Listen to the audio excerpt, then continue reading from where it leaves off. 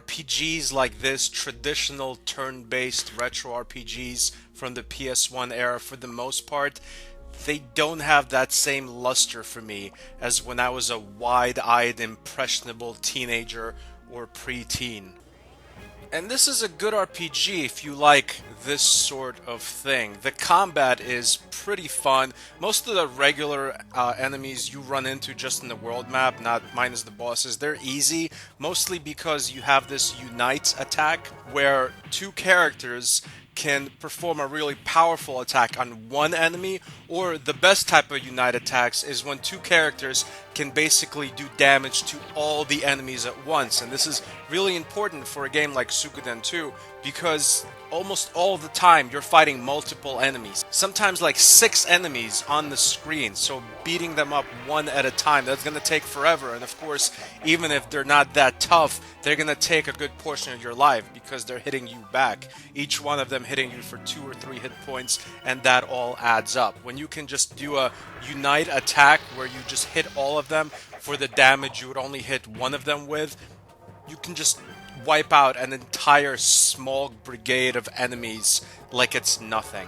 Sometimes there's also like big battles in the game, like armies fighting each other. It's nice to mix up the combat, but really with a game like this, most of the gameplay will be the RPG aspects, basically a live action book.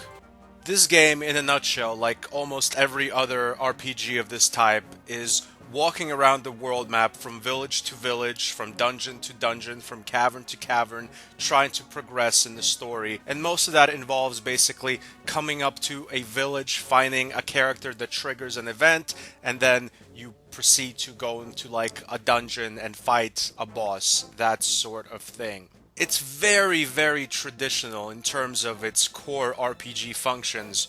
But there are some things in the game that make it a little smoother than your traditional RPG, like I mentioned, the Unite function.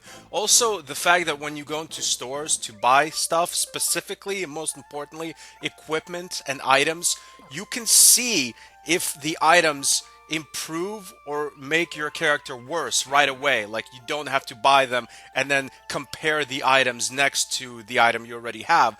But even more importantly, once you buy the item, this is very convenient, you can equip it right in the screen where you're buying the item, and then you can either put your old item into your inventory or sell it right to the actual store owner. It's very convenient. It saves you the trouble of going into your inventory screen, equipping items, moving items. It's all done on one screen. You would think it's slight convenience, and it is slight, but you gotta keep in mind, it's an RPG, so you're gonna be running into stores and buying equipment and weapons and armor a lot. So towards the end of the game, it's all gonna add up to a lot of time saved. This small little convenience makes the game a lot better. I'm surprised there are still RPGs coming out today in 2017 that are not doing this very simple, convenient thing. In terms of the combat, there's the Unite function, there's your regular attacks, there's also various items you can use in combat like healing, there's magic spells you can use, special attacks, you know, your typical RPG. And of course, once you beat up a certain amount of enemies, you gain enough experience and you level up. The thing is, there's so many characters in this game, it can become overwhelming.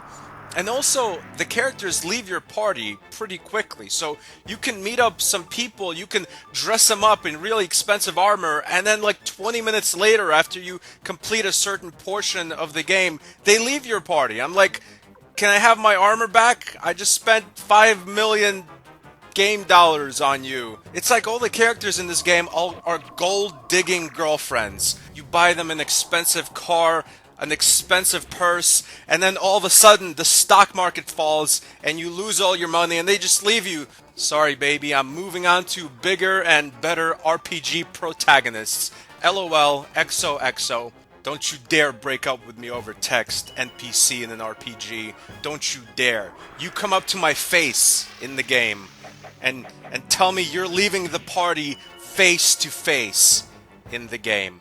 Suikoden 2, or however you pronounce the game, it's slightly better than your regular run-of-the-mill average RPG. It's not up there with the best of the best, but it's decent and fairly fun. Also, the music is fantastic in the game, but that's something I don't need to mention. I'm sure you can just hear it a little bit in the background of this review. This game gets an official Stan Birdman rating of a kinda good 7.8 out of 10. Thanks for watching. Subscribe for more classic game reviews.